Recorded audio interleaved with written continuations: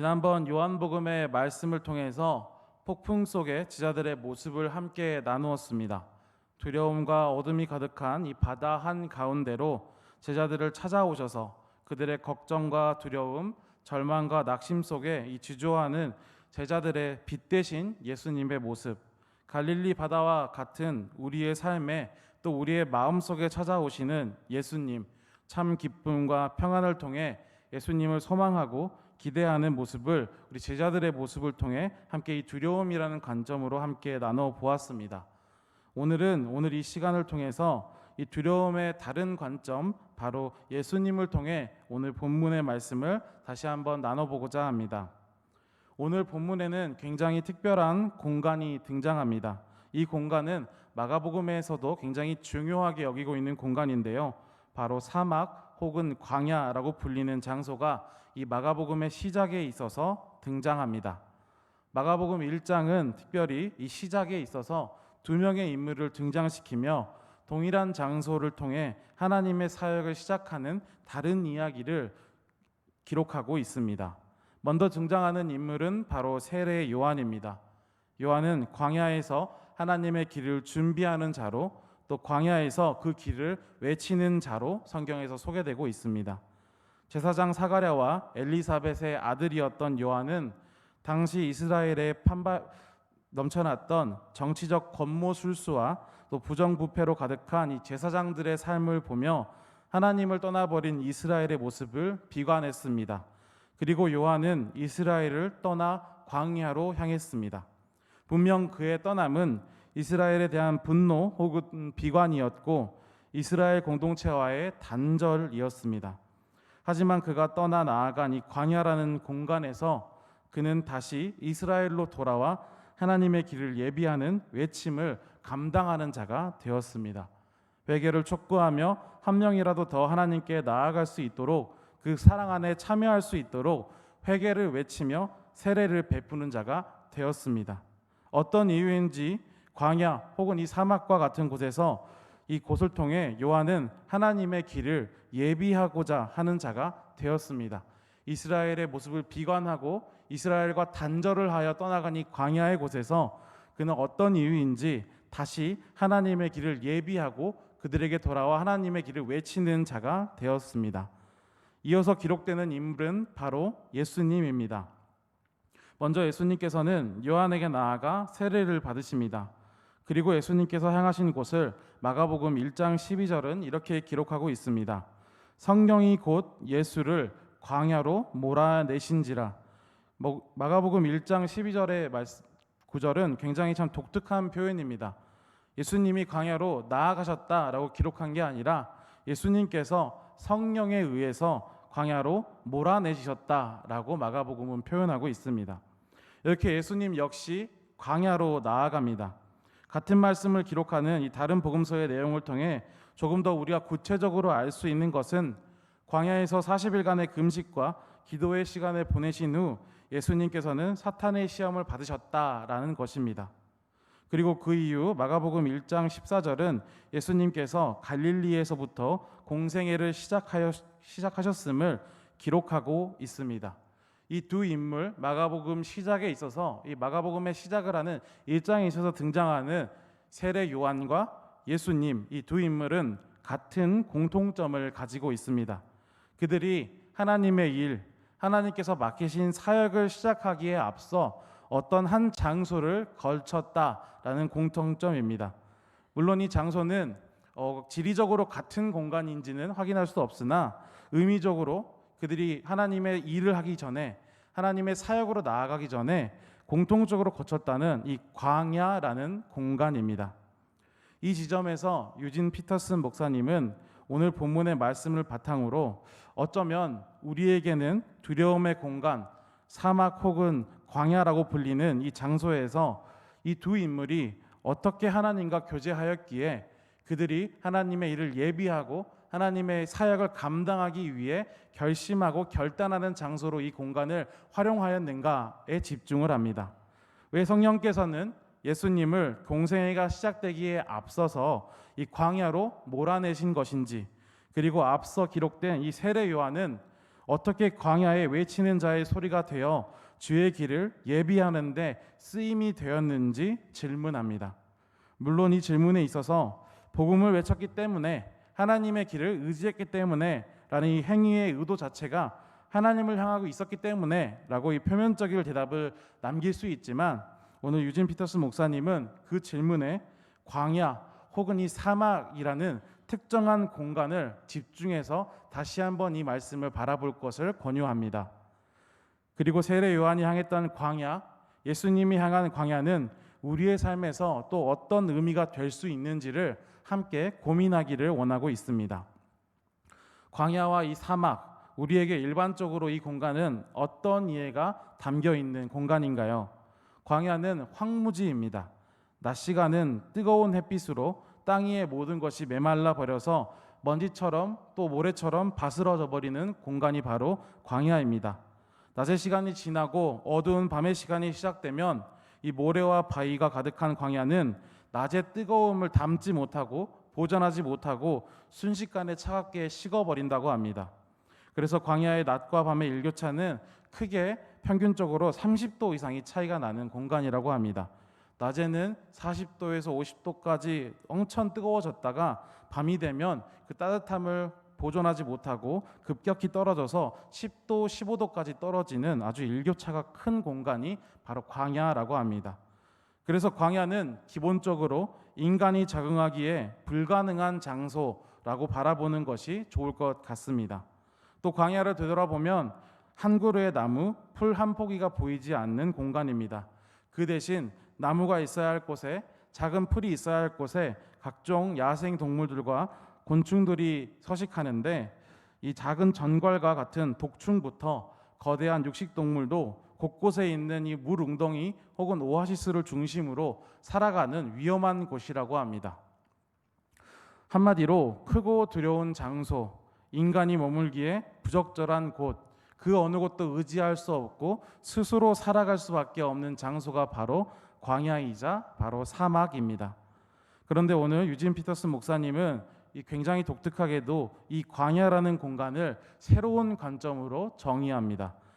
유진 피터스 목사님은 이 광야는 말씀과 복음이 선포되고 특별한 정신의 틀, 바로 회개가 개발되는 곳이다라고 이야기하십니다. 이 내용이 조금 우리가 쉽게 이해하기 어려울 것 같아서 유진 피터스 목사님이 자신의 이런 광야에 대한 정의 아래에 함께 덧붙였던 20세기 미국 로마 가톨릭 교회 수도사이자 이 문필가였던 이 토마스 머튼이라는 사람의 표현을 한번 가져와 봤습니다. 이 토마스 머튼은 이 유진 피터스 목사님의 광야라는 개념에 이런 덧붙임을 달았습니다. 광야가 인간에게는 아무런 가치가 없다는 바로 그 이유에서 하나님의 눈에는 매우 소중한 장소로 여겨졌다. 광야는 인간이 낭비할 수 없는 장소였다. 왜냐하면 광야는 인간에게 줄 수 있는 것이 아무것도 없었기 때문이다. 그 안에서 매력을 느낄 만한 것이 아무것도 없었다. 또한 착취할 수 있는 것도 없었다. 사막, 이 광야는 선택받은 백성이 40년을 방황하며 오직 하나님으로부터 돌봄을 받은 외로운 장소이다.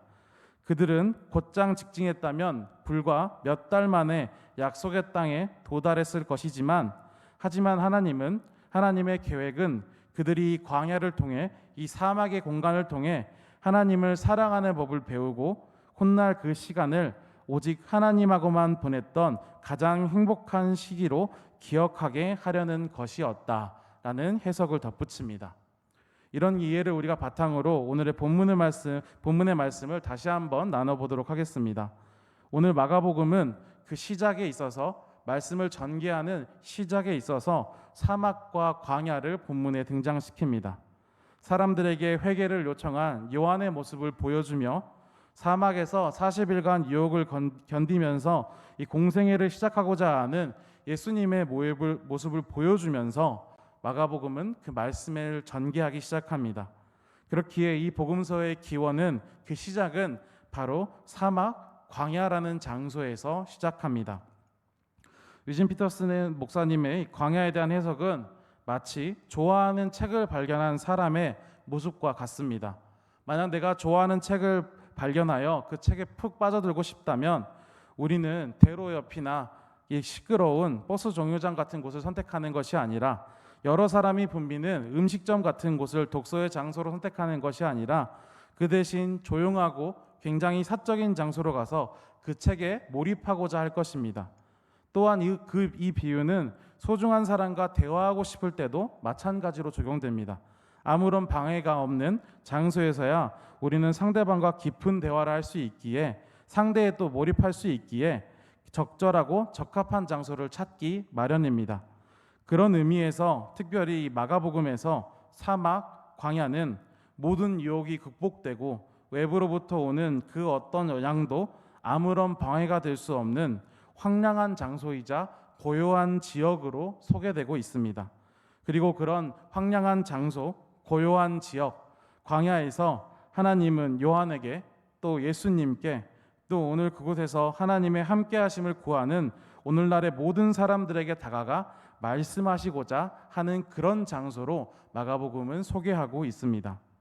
이러한 사막과 광야에 대한 유진 피터슨 목사님의 관점은 자신의 저서 사복음서라는 책에서 다음과 같이 정리가 되고 있습니다.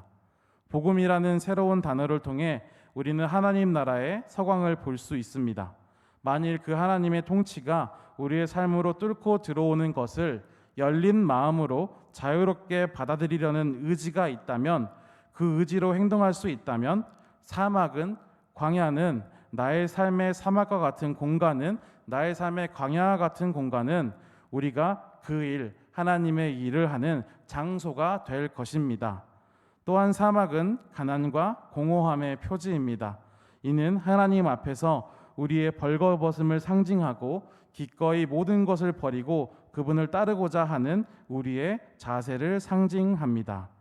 유진 피터슨 목사님은 이 마가복음에 등장하는 광야 혹은 사막이라는 공간을 이렇게 정리하고 계십니다.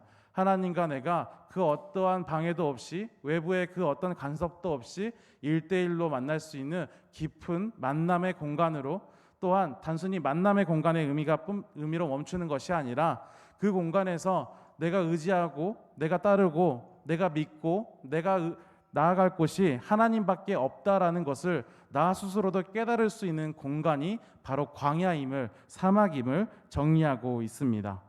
그렇다면 이 세례 요한이 향했던 광야, 예수님이 향한 광야는 우리 삶에서 어떤 의미가 될 수 있을까요? 우리의 삶에서 광야, 사막과 같은 장소 혹은 공간, 마음의 상태를 찾는 것은 생각보다 어렵지 않습니다. 척박하고 황량하여 그곳에 머물러 있기 적합하지 않은 곳, 혹은 그런 마음의 상태, 어느 때일까요? 남녀노소를 불문하고 이 시대를 살아가는 모든 사람들의 현실이기도 하는 곳이 바로 성경에 소개되는 광야 혹은 이 사막과 같은 공간일 것입니다. 하루의 걱정과 이 미래에 대한 불안, 그리고 모든 순간을 치열한 경쟁으로 살아가는 우리에게 광야와 같은 공간은 그다지 멀게 느껴지지 않습니다. 즉, 우리는 나의 사막, 나의 광야 속에서 매일매일을 의지할 곳 알지 못하고 나아갈 곳 알지 못한 채로 방황하고 있는 상태일 수 있다라는 것이죠.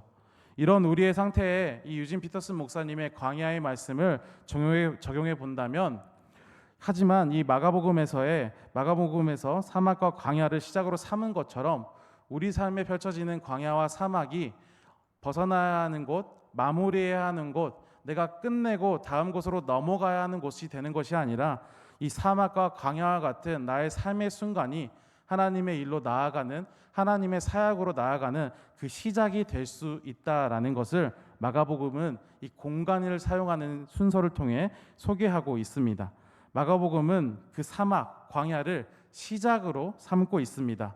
요한이 하나님의 일을 감당하게 된 그 시작으로, 예수님께서 공생애로 나아가기 위한 그 시작으로 이 사막과 광야, 고요하고 황량하며 의지할 것 하나 없는 그 장소를 우리에게 소개하고 있습니다. 이제는 마가복음에 나타나는 이 광야와 사막은 더 이상 고요하고 가난하고 공허한 곳의 표지가 되지 않습니다. 이 마가복음에서 등장하는 사막과 광야는 하나님의 인도하심과 나에게 베푸신 은혜의 시작을 표현하는 장소가 됩니다.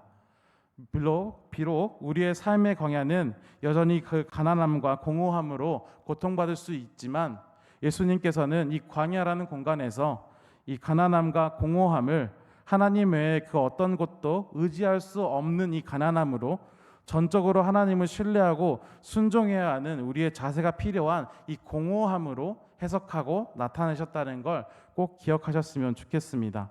그리하여 이 광야의 공간에서 요한에게는 주의 길을 예비하는 외침의 시작이 되는 공간이 되었고, 예수님에게는 전 인류를 구원할 십자가 사역을 이루어내는 이 공생애의 시작이 된 공간이 바로 광야가 되었다는 것입니다. 마귀의 시험이 있기 전 예수님께서는 광야에서 무려 40일을 밤낮으로 금식하며 기도하심으로 하나님의 사역을 준비하셨다고 합니다. 그리고 두려움과 걱정의 상징과 같은 광야 속에서 기도함으로 하나님을 더욱 의지하고 기도함을 통해 얻은 의지로 행동하셨다라는 것이죠. 예수님에게는 이 광야의 공간이 뜨거운 햇살과 찬 바람에 고통을 받는 공간이 아니었고, 작은 독충과 거대한 짐승으로부터 위협을 받는 공간이 아니었고, 오로지 내가 의지할 것은 하나님밖에 없으며 내가 하나님의 사역을 이 땅 가운데 이루어내기 위해 가장 먼저 준비해야 할 것, 가장 먼저 내가 예비해야 할 것이 무엇인지를 다시 한번 깨닫게 되는 그런 공간이었습니다. 예수님의 이 광야에서의 기도함은 고난과 두려움의 광야를 주의 길로 예비하는 시작으로, 하나님의 사역을 이 땅에 나타내는 시작으로 변화시켰습니다. 이제 우리도 이 광야와 같은 나의 삶 속에 이와 같은 변화를 일으켜야 합니다.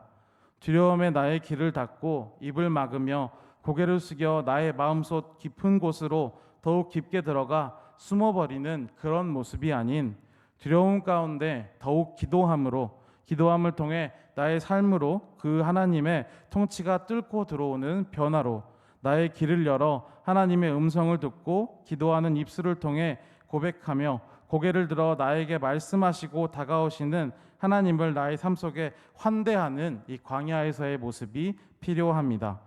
하나님께서 우리에게 주어주신 남은 2023년의 기간, 기도함으로 하나님께 나아가는 우리의 모습을 통해 나의 삶의 자리, 광야와 같은 곳에서 시작함으로 하나님께 더욱 나아갈 수 있는 저와 아름다운 성도 모두가 되시기를 소망합니다. 우리가 기도하는 자리를 통해 온전히 하나님을 의지할 수 있게 되고, 그 기도를 통해 전심으로 하나님을 신뢰하고 순종할 수 있게 되며, 이 기도를 통해 나의 고통과 절망의 순간이었던 나의 삶의 사막과 같은 공간, 이 광야와 같은 공간이 주님의 일에 사용되고 우리가 주께 나아가는 각자의 그 시작이 되기를 소망합니다. 그리하여 이제는 평범했고 기대하지 않았던 나의 삶의 순간을 통해 내가 서 있는 그곳을 통해 기도함으로 하나님을 향한 나의 시작이 되는 기쁨과 기대, 소망이 여러분과 함께 하시기를 기도합니다. 우리 함께 기도하시겠습니다.